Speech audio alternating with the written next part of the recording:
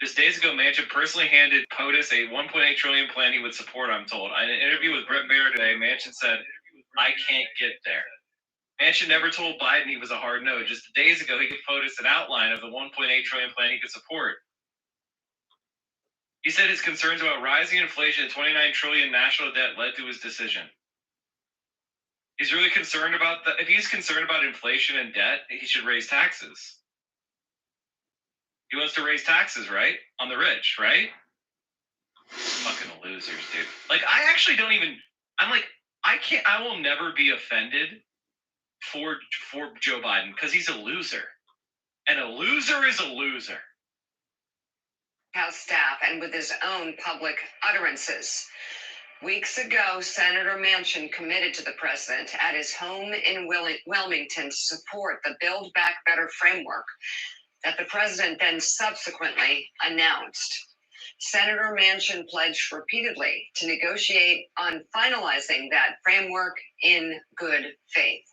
On Tuesday of this week, Senator Manchin came to the White House and submitted to the president in person directly a written outline for a Build Back Better bill that was the same size and scope as the president's framework and covered many of the same priorities. While that framework was missing key priorities, we believed it could lead to a compromise acceptable to all. Senator Manchin promised to continue conversation in the days ahead and to work with us to reach that common ground. If his comments on Fox and written statement indicate an end to that effort, they represent a sudden and inexplicable reversal in his position and a breach of his commitments to the president and the senator's colleagues in the House and Senate. A source tells NBC News the president personally authorized Psaki's detailed TikTok of his recent conversations with Senator Manchin. I want to get the details from Garrett. I also want to get the details, obviously, from Jonathan at the White House. David Ignatius, I want to start with you, though.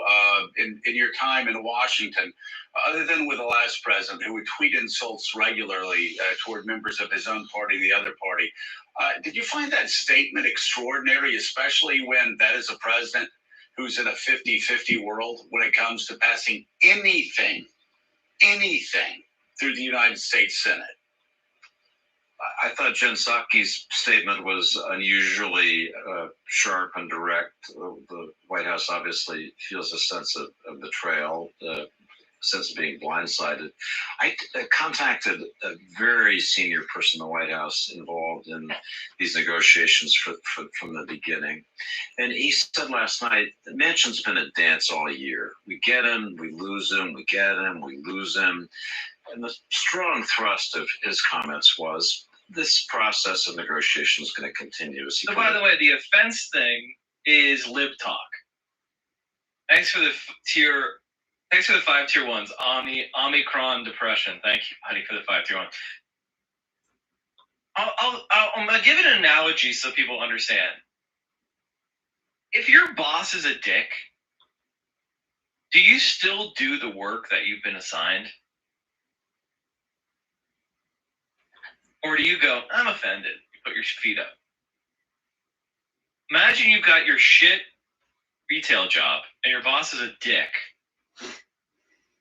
You go, I'm sorry, I'm offended. Or are you forced to do the work? Now, why are you forced to do the work? This is why bosses hate unions, because unions let you go, hey, that's not my job description. You got to treat me with respect. Or, you may be my supervisor, you may be my boss, but I have dignity. I've got rights. I've got power. If you don't have power, no one cares if you're offended. If you don't have power, no one cares. If you have power, no one gives a shit that you're a dick. They deal with it. Now, being a dick when you don't have to, is that a good strategy to keep power? Probably not. But the point that they're tiptoeing around Manchin proves the point that he's the president, and they're not. Now, I'm not saying it's good for bosses to be dicks. I think that's a terrible idea. But if you're mad at your dick boss, you know the best way to get revenge? Quit or form a union.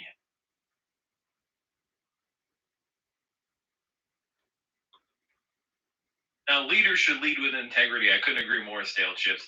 If you're in charge of other humans, you should treat them like human beings, like equals. You should show them respect. You should have humility.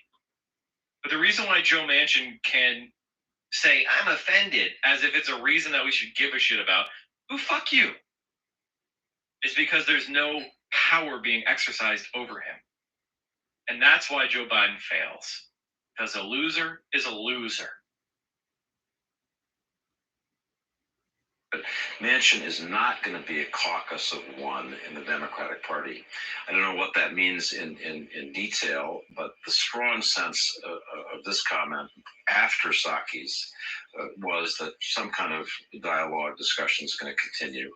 But certainly the sense of personal affront. Manchin, he promised us. He goes on Fox and he breaks what we thought was the deal. That you could just hear the anger in those comments. But as I say, I'm sharing something that was a little later in the day and a little more philosophical. Yeah, Jonathan Lemire, take us inside the White House and their decision to put out that statement. Obviously, they're going to need Joe Manchin for anything that is passed over the next year.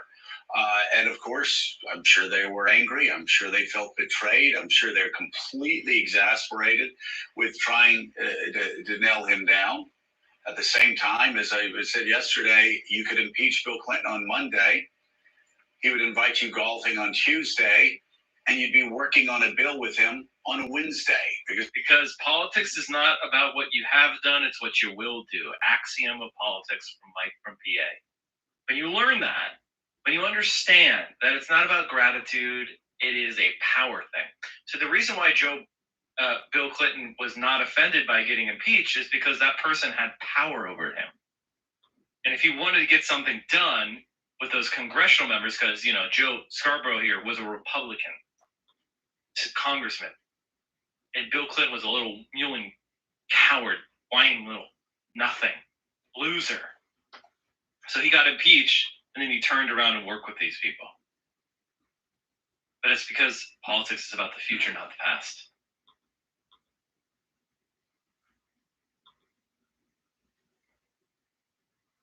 Politics is about whom you serve and why. Because Bill Clinton always understood there was the next battle, there was the next bill, there was the next victory to be had. I was quite taken. Again, not because of Joe Manchin's feelings, just because of the realities of Washington, D.C. I was taken by those attacks and attacks by other Democrats, which we're going to read in a second, which seems to invite Joe Manchin to become a Republican. Democrats think it can't get worse. Oh, it can always get worse. Jim Jeffords left the Republican Party in 2002 and gave Democrats control of the Senate. So there you go. See that, chat?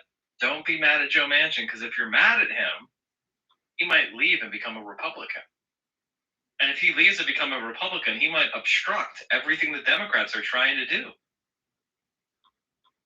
And if he becomes a Republican, well, then you're going to have to go and vote for more Democrats in 2022. And that's not viable. Oh, wait, that's what you're telling us to do and not be mad at Joe Manchin? You fucking loser genius.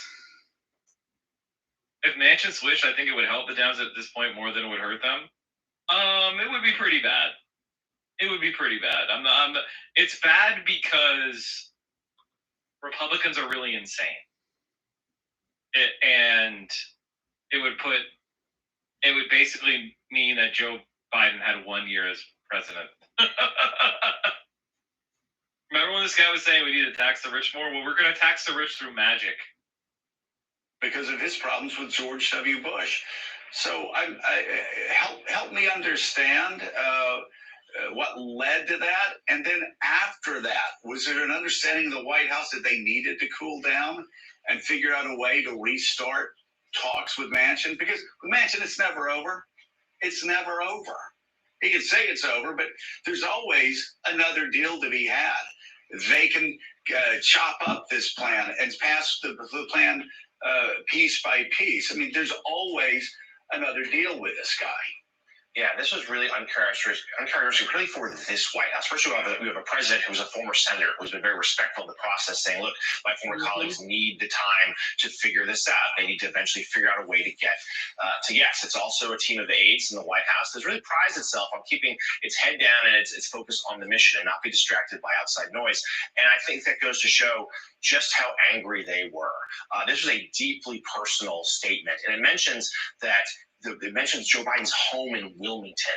It mentions the fact that Manchin personally gave his word to Joe Biden, his longtime friend. The two men get along well. Oh no, it's his longtime friend. Oh.